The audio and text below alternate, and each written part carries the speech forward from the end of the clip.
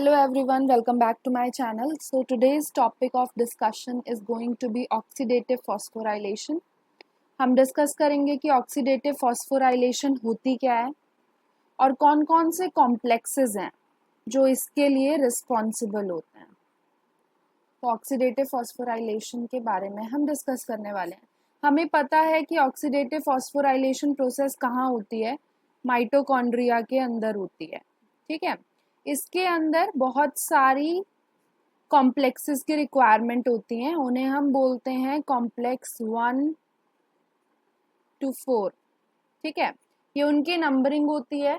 इसके अलावा एक और एडिशनल एंजाइम की रिक्वायरमेंट होती है जिसे बोलते हैं एटीपी सिंथेज।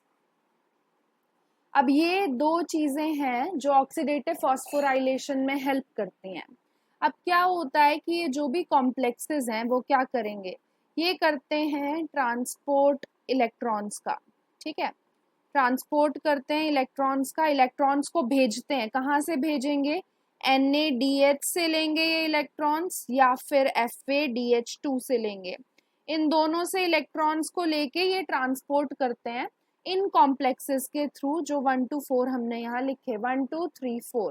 ठीक है, इन कॉम्प्लेक्सेस के थ्रू ये इलेक्ट्रॉन्स का ट्रांसपोर्ट करेंगे और फिर उन इलेक्ट्रॉन्स को एंड में किसके पास भेज देते हैं, ऑक्सीजन मॉलिक्यूल के पास।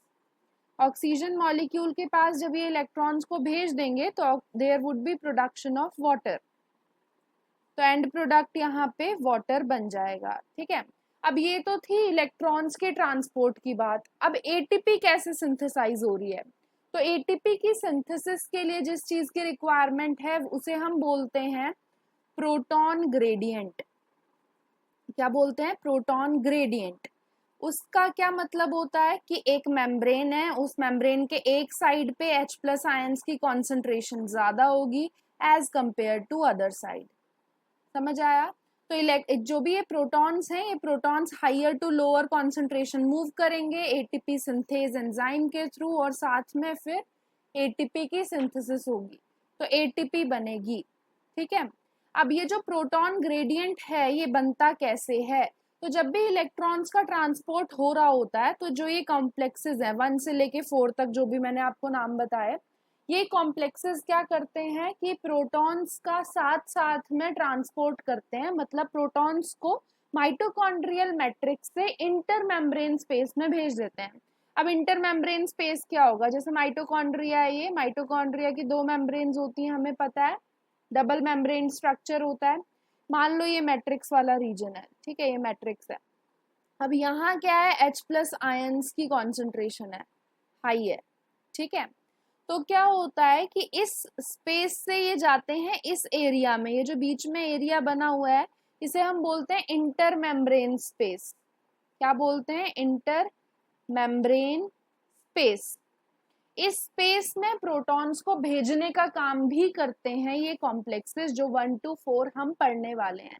हम ये भी डिस्कस करेंगे कि इन कॉम्प्लेक्सेस को किन किन नामों से जाना जाता है और साथ साथ में उनके अंदर कौन सा मेजर प्रोटीन है या कंपोनेंट है जिसके बारे में आपको डिटेल में पढ़ना है। तो चलो शुरू करते हैं। सबसे पहले हम क्या चीज डिस्कस करने वाले हैं, सबसे पहले हमें पता होना चाहिए कि जो हम बात कर रहे हैं NaDH एंड FaDH2 की, ये कहाँ से आते हैं। सो बोथ दीज कोएंजाइम्स, इन्हें हम कोएंजाइम्स बोलते हैं। So both these coenzymes come from 2 pathways, major pathways हैं ये। एक है TCA साइकिल जिसके बारे में हम डिस्कस कर चुके हैं, जिसे हम क्रेब्स साइकिल भी बोलते हैं।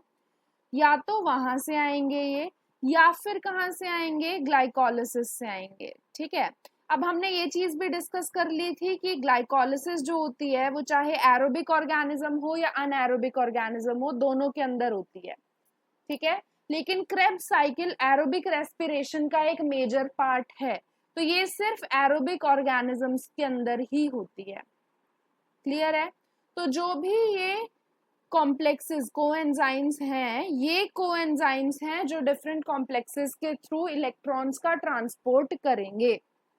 तो मेजरली होता क्या है, पहले ये डिस्कस करते हैं।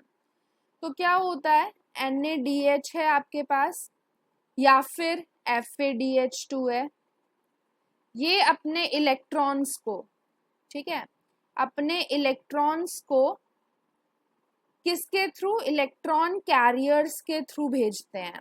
ये इलेक्ट्रॉन कैरियर्स हैं जिन्हें हम बोलते हैं कॉम्प्लेक्सेस। तो 1 to 4 जो भी हमने नाम बोले हैं वो कॉम्प्लेक्सेस यहाँ आएंगे। वो इलेक्ट्रॉन्स का ट्रांसपोर्ट करते हैं। कहाँ पे ये कॉम्प्लेक्सेस लोकेटेड हैं, इनर माइटोकॉन्ड्रियल मेम्ब्रेन पे, ठीक है, आउटर वाली पे नहीं होते हैं, इनर माइटोकॉन्ड्रियल मेम्ब्रेन पे ये कॉम्प्लेक्सेस लोकेटेड होते हैं। ठीक है, क्या होगा, ये इलेक्ट्रॉन्स कहाँ जाएंगे, फिर ये जाएंगे ऑक्सीजन मॉलिक्यूल के पास और एंड में बनेगा H2O। और साथ साथ में क्योंकि प्रोटॉन्स का ट्रांसपोर्ट हुआ था, प्रोटॉन ग्रेडियंट बना था, तो एटीपी सिंथेज ने एटीपी भी बनाई होगी, तो एटीपी की सिंथेसिस यानी एनर्जी एंड में बन जाती है। क्लियर, ये पूरी प्रोसेस है जिसके बारे में आज हम डिस्कस करने वाले हैं। तो जो भी ये इलेक्ट्रॉन्स मूव करते हैं वो करते हैं high energy to low energy move. ठीक है, लो एनर्जी की साइड पे ये इलेक्ट्रॉन्स की मूवमेंट होती है। तो क्या होता है, इलेक्ट्रॉन कैरियर्स का डिफरेंट क्या होता है, रिडक्शन पोटेंशियल अलग अलग होता है। तो मेनली हो क्या रहा है, एक मॉलिक्यूल है वो इलेक्ट्रॉन्स का ट्रांसपोर्ट कर रहा है, तो वो क्या हो रहा है, ऑक्सीडाइज हो रहा है खुद, क्योंकि वो इलेक्ट्रॉन्स का रिमूवल कर रहा है। आगे वाले जो कैरियर होगा वो इलेक्ट्रॉन्स को एक्सेप्ट कर रहा है, तो वो क्या हो रहा है, रिडक्शन उस मॉलिक्यूल का हो रहा है। तो इसमें क्या होता है, ऑक्सीडेशन रिडक्शन साइकिल चलती रहती है। तो रिडॉक्स पोटेंशियल या फिर रिडक्शन पोटेंशियल की वजह से ही इलेक्ट्रॉन्स मूव कर पाते हैं। And this electron movement is only unidirectional, bidirectional ये movement नहीं है। ये तो आपको ऐसे भी पता होगा, इन्होंने इलेक्ट्रॉन्स दिए हैं, ठीक है, तो यहां से यहां ही जाएंगे, यहां से यहां नहीं आ सकते। ठीक है, तो यूनिडायरेक्शनल ट्रांसपोर्ट होता है इलेक्ट्रॉन्स का। अब ये जो कॉम्प्लेक्सेस की हमने बात करी है 1 to 4, इनके नाम देख लेते हैं और इनके काम देख लेते हैं। ठीक है, चलो पहले नाम की साइड डिस्कस करते हैं। First is complex 1। ठीक है, कॉम्प्लेक्स 1 है, इसे बोला जाता है NADH dehydrogenase enzyme. NADH dehydrogenase enzyme complex 1 में लोकेटेड होता है। अब ये करता क्या है और क्या इसका स्ट्रक्चर होता है, तो जो जो चीजें यहाँ मैं लिख रही हूँ वही आपको याद करनी है, बहुत ज्यादा खास दिमाग मारने की जरूरत नहीं है। तो कॉम्प्लेक्स 1 जो होता है एक मल्टी सब यूनिट, क्या बोलते हैं, मल्टी सब यूनिट कॉम्प्लेक्स होता है। नाम से पता चल रहा है इसमें तो ज्यादा कुछ है नहीं, बहुत सारी सब यूनिट से मिलके ये बना होगा। और ये सारी सब यूनिट्स जो होती हैं लगभग 40 पॉलीपेप्टाइड चेन से बनी होती हैं। ठीक है, एग्जैक्ट नंबर ना भी याद रहे चलेगा, बट आपको याद रखना है कि मल्टी सब यूनिट कॉम्प्लेक्स है, बहुत सारे कॉम्प्लेक्सेस, बहुत सारे सब यूनिट्स से मिलके ये बना है। दूसरी चीज जो आपको यहाँ याद रखनी है वो ये कि इलेक्ट्रॉन्स कहाँ से आते हैं, तो it transfers electrons from NADH। NADH से आएंगे यहाँ, FADH2 से नहीं आएंगे। ठीक है, तो NADH बहुत इंपॉर्टेंट है। NADH से किसको ट्रांसफर करता है ये, टू कोएंजाइम Q। अब कोएंजाइम Q क्या होता है नहीं पता होगा, तो coenzyme Q is also known as ubiquinone. अब समझ आया, यूबिक्विनॉन तो सुना होगा, तो यूबिक्विनॉन जो होता है वो उसे हम कोएंजाइम Q बोलते हैं, या फिर उसे हम शॉर्ट में COQ लिख देते हैं। तो यहाँ क्या हो रहा है, NADH है जिसने इलेक्ट्रॉन्स भेजे किसके पास, कॉम्प्लेक्स 1 के पास, एंड कॉम्प्लेक्स 1 ने उन इलेक्ट्रॉन्स को कहाँ भेज दिया, कोएंजाइम Q के पास या फिर यूबिक्विनॉन के पास। क्लियर, अब आपको क्या याद रखना है इस कॉम्प्लेक्स से रिलेटेड, चलो वो देख लेते हैं। तो जो हम कॉम्प्लेक्स 1 की बात कर रहे हैं इसके अंदर क्या क्या होता है, तो इसके अंदर होता है FMN। FMN क्या होता है, इसे बोलते हैं फ्लेविन मोनोन्यूक्लियोटाइड। क्या बोलते हैं, फ्लेविन मोनोन्यूक्लियोटाइड, तो ये होता है FMN। इसके साथ क्या चीज प्रेजेंट होती है एडिशनली, वो है 6 to 7 मॉलिक्यूल्स या clusters of iron sulphur, FeS देखा होगा आपने, बहुत बार इलेक्ट्रॉन ट्रांसपोर्ट चेन में मेंशन्ड होता है। तो FeS क्लस्टर्स होते हैं, आयरन सल्फर के क्लस्टर्स होते हैं। ग्रुप में आयरन सल्फर प्रेजेंट होता है बहुत सारी जगह, वो बहुत सारी जगह कितनी है, 6 से 7 है। ठीक है, अब अगली चीज आपको क्या याद रखनी है, जब भी ये इलेक्ट्रॉन्स का ट्रांसपोर्ट कर रहा है कॉम्प्लेक्स 1, तो साथ साथ में ये 4 प्रोटॉन्स का भी ट्रांसफर करता है। कहां से, फ्रॉम, अभी बताया कहां से करेगा, मैट्रिक्स से, माइटोकॉन्ड्रियल मैट्रिक्स से टू इंटर मेम्ब्रेन स्पेस। तो इंटर मेम्ब्रेन स्पेस में ये इन प्रोटॉन्स को भेज देता है। क्लियर, 4 भेजेगा, किसके रिस्पेक्ट में, फॉर ईच इलेक्ट्रॉन पेयर। तो इलेक्ट्रॉन का पेयर जब उसमें से कॉम्प्लेक्स 1 में से ट्रांसपोर्ट हो रहा होगा, मतलब 2 इलेक्ट्रॉन्स का ट्रांसपोर्ट होने पे ये 4 प्रोटॉन्स का ट्रांसपोर्ट कर पाता है। क्लियर, ये हमने कॉम्प्लेक्स 1 के बारे में पढ़ा। अब हम पढ़ते हैं यूबिक्विनॉन के बारे में, क्योंकि यूबिक्विनॉन को ये इलेक्ट्रॉन्स का ट्रांसफर कर रहा है। ठीक है, तो यूबिक्विनॉन देख लेते हैं। यूबिक्विनॉन है, इसे क्या बोलते हैं, कोएंजाइम क्यू भी बोलते हैं। अब ये क्या होता है, अब इसका नाम यूबिक्विनॉन क्यों है, यूबी टर्म किसके लिए हम यूज करते हैं, यूबिक्विटस के लिए। यूबिक्विटस मतलब हर जगह पाया जाता है। ठीक है, बहुत वेला है ये, हर जगह आपको मिल जाएगा, बहुत इजीली मिल जाएगा। तो यूबिक्विनॉन इसीलिए इसका नाम है। कौन सा, क्या चीज यूबिक्विटस है, क्विनॉन। ठीक है, जैसे इसीलिए तो हम यूबिक्विनॉन बोल रहे हैं, यूबिक्विटस है कौन, क्विनॉन। ठीक है, अब आपने कुछ नाम सुने होंगे, अब उन नामों को देख लेते हैं। बहुत बार कंफ्यूजन होती है वो नाम होते क्या है। एक आपने नाम तो यूबिक्विनॉन ही सुना होगा, और एक होता है कहीं कहीं लिखा होता है यूबिक्विनॉल, अब नहीं पता होता ये होते क्या है। ठीक है, मुझे भी नहीं पता था, आपको पढ़ाते हुए पता चल रहा है। चलो देखते हैं, तो यूबिक्विनॉन और यूबिक्विनॉल में क्या अंतर होता है, पता है, कीटोन एंड अल्कोहल। क्या चीज का डिफरेंस होगा, ऑक्सीडेशन का। तो यूबिक्विनॉन होता है ऑक्सीडाइज्ड फॉर्म, क्या होगी, ऑक्सीडाइज्ड फॉर्म होगी। बट यूबिक्विनॉल जो होता है वो होती है रिड्यूस्ड फॉर्म। रिड्यूस कब हो जाएगा, जब इलेक्ट्रॉन्स इसमें से इसमें चले गए। समझ आया, ऐसे आप ये एग्जैक्टली ऐसे नहीं बोल सकते हो, आप ऐसे बोल सकते हो कि जब यूबिक्विनॉन ने इलेक्ट्रॉन्स को एक्सेप्ट कर लिया, ठीक है, तो इसके साथ जब इलेक्ट्रॉन्स जुड़ गए हैं तब जाके यूबिक्विनॉल बना है, क्योंकि वो रिड्यूस हो गया, पहले ऑक्सीडाइज्ड था, इलेक्ट्रॉन्स के एक्सेप्ट करने से वो रिड्यूस हो जाएगा। क्लियर, तो यूबिक्विनॉन वाली चीज भी हमने डिस्कस कर ली है। अब हम देखते हैं कॉम्प्लेक्स, अगला कॉम्प्लेक्स क्या बोलते हैं उसे, कॉम्प्लेक्स 2।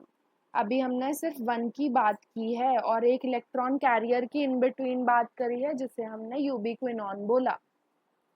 अब कॉम्प्लेक्स 2 जो होता है इसका नाम क्या होता है, तो इसे बोलते हैं सक्सिनेट कोएंजाइम क्यू रिडक्टेज। समझ आया, तो ऐसा एंजाइम जो कोएंजाइम क्यू को रिड्यूस कर देगा। अब कॉम्प्लेक्स 2 जो होता है इसका एक और नाम होता है, इसे बोलते हैं हम succinate dehydrogenase. Clear, Krebs cycle में पढ़ा था ना ये। तो सक्सिनेट डिहाइड्रोजिनेज नाम का एंजाइम जो प्रेजेंट कहाँ होता है, इनर माइटोकॉन्ड्रियल मेम्ब्रेन पे। क्रेब साइकिल के सभी एंजाइम्स जो होते हैं वो प्रेजेंट होते हैं माइटोकॉन्ड्रियल मैट्रिक्स में, बट ये जो एंजाइम है इकलौता ऐसा एंजाइम है जो इनर माइटोकॉन्ड्रियल मेम्ब्रेन से अटैच्ड होता है, फ्रीली प्रेजेंट नहीं होता है। अब ये क्या करता है, हमने क्रेब साइकिल में एक चीज डिस्कस करी थी, ये एंजाइम कन्वर्ट करता है सक्सिनेट को, क्या करेगा, सक्सिनेट को कन्वर्ट कर देगा फ्यूमरेट में, फ्यूमरेट नाम के सब्सटेंस में इसे कन्वर्ट कर देता है, और क्या करता है, इलेक्ट्रॉन्स का ट्रांसफर करता है। तो इलेक्ट्रॉन का ट्रांसफर कर रहा है ये, कहां से कहां, फ्रॉम FADH2। अब क्या था पीछे हमने क्या पढ़ा था, पीछे हमने पढ़ा था NADH। NADH से इलेक्ट्रॉन्स कौन ट्रांसफर कर रहा था, कॉम्प्लेक्स 1। यहाँ क्या कर रहा है, कॉम्प्लेक्स 2 है जो इलेक्ट्रॉन्स का ट्रांसफर कर रहा है फ्रॉम FADH2 टू FES। पहले आयरन सल्फर क्लस्टर को देगा, फिर भेज देगा कोएंजाइम Q के पास, यानी यूबिक्विनोन के पास। क्लियर हुई बात। तो कॉम्प्लेक्स 1 और 2 दोनों ही इलेक्ट्रॉन्स ट्रांसफर कर रहे हैं यूबिक्विनोन के पास, बस डिफरेंस ये है कि उन्होंने इलेक्ट्रॉन्स किस चीज से लिए हैं। कॉम्प्लेक्स 1 ने लिए थे NADH से और कॉम्प्लेक्स 2 ने लिए FADH2 से। क्लियर। अब यहाँ एक चीज काफी इंपॉर्टेंट है, ग्रीन से लिखते हैं। अब क्या चीज इंपॉर्टेंट है, it does not pump any protons, does not pump protons. H+ ions का पंपिंग ये बिल्कुल भी नहीं करता है। जैसे हमने कॉम्प्लेक्स 1 में पढ़ा था 4 प्रोटॉन्स का पंप करेगा, वो कहां से कहां, माइटोकॉन्ड्रियल मैट्रिक्स से इंटरमेम्ब्रेन स्पेस में। कब करेगा, जब 2 इलेक्ट्रॉन्स उसमें से ट्रांसपोर्ट हो रहे होंगे। ठीक है, ये इलेक्ट्रॉन्स का ट्रांसपोर्ट तो करता है, यहाँ भी ये 2 इलेक्ट्रॉन्स को ही आगे भेजेगा, but there is no pumping of H+ ions. Clear. चलो आगे देखते हैं। ये तो कॉम्प्लेक्स 2 हमने पढ़ लिया है, अब हम देखते हैं कॉम्प्लेक्स 3 के बारे में। कॉम्प्लेक्स 3 के बारे में अब हम पढ़ने वाले हैं। इसे हम क्या बोलते हैं, इसे बोलते हैं cytochrome B/C1 complex. Cytochrome B/C1 complex. तो यहाँ हम साइटोक्रोम्स के बारे में पढ़ने वाले हैं। अब यहाँ क्या होता है, साइटोक्रोम्स हैं जो इन बिटवीन इलेक्ट्रॉन्स को कैरी करके आगे लेके जाएंगे। And these cytochromes are basically of 2 types, एक B होता है, एक C1 होता है। क्लियर है। अब क्या होता है, यहाँ भी पंपिंग होती है। कॉम्प्लेक्स 2 में नहीं थी पंपिंग, बट यहाँ पंपिंग होती है 4 प्रोटॉन्स की from matrix to intermembrane space. और यहाँ इलेक्ट्रॉन कहाँ से आए, तो कोएंजाइम Q हमने पीछे पढ़ा था, उसने इलेक्ट्रॉन्स आगे दिए कॉम्प्लेक्स 3 के पास। अब कॉम्प्लेक्स 3 के FES में वो इलेक्ट्रॉन्स जाएंगे, आयरन सल्फर क्लस्टर में जाएंगे, और फिर वहां से किसके पास जाएंगे, साइटोक्रोम B या C1 के पास। ठीक है। साइटोक्रोम्स का एक बहुत इंपॉर्टेंट फीचर होता है, क्या होता है वो, साइटोक्रोम्स के पास होता है हीम प्रोटीन। ठीक है। तो हमने क्या पढ़ा, पंप करेगा 4 प्रोटॉन्स को, इलेक्ट्रॉन्स का ट्रांसपोर्ट करता है from ubiquinone to iron sulphur cluster, और फिर साइटोक्रोम B एंड C1। नाम से ही पता चल रहा है यहाँ B/C1 कॉम्प्लेक्स है, उनको प्रोटॉन्स का ट्रांसफर ये कर देगा। ज्यादा कुछ दिमाग मारने की यहाँ जरूरत नहीं है, बस इतनी चीज आपको याद रखनी है। अब लास्ट कॉम्प्लेक्स की बात कर लेते हैं, जो लास्ट टॉपिक है आज के क्लास के लिए, तो वो है कॉम्प्लेक्स 4। अभी हमने 3 तक पढ़े, 1 2 3। अब कॉम्प्लेक्स 4 के बारे में पढ़ रहे हैं, जिसे हम बोलते हैं cytochrome C oxidase. So it is known as cytochrome C oxidase. अब ये क्या करता है, इट ट्रांसफर्स इलेक्ट्रॉन्स का ट्रांसफर करेगा फ्रॉम साइटोक्रोम C। क्या हमने बोला, साइटोक्रोम B या C1 के पास इलेक्ट्रॉन्स आए, अब वहां से कहाँ जा रहे हैं, वहां से जा रहे हैं C के पास। वहां था B या C1, अब जाएगा C के पास, और C से मॉलिक्यूलर ऑक्सीजन के पास। मतलब अगर समझ ना आया हो तो यहाँ मैं लिख देती हूँ। हमने क्या पढ़ा, कोएंजाइम Q यूबिक्विनोन था, उससे कॉम्प्लेक्स 3 के पास गए थे, 3 वाले ने भेजा साइटोक्रोम B या C1 के पास, इसने भेजा अब साइटोक्रोम C के पास, साइटोक्रोम C, और साइटोक्रोम C ने इलेक्ट्रॉन्स को भेज दिया ऑक्सीजन के पास, तब बन गया वाटर। क्लियर। तो इसकी अभी हम बात कर रहे हैं, ये वाली चीज क्या है, कॉम्प्लेक्स 4 है।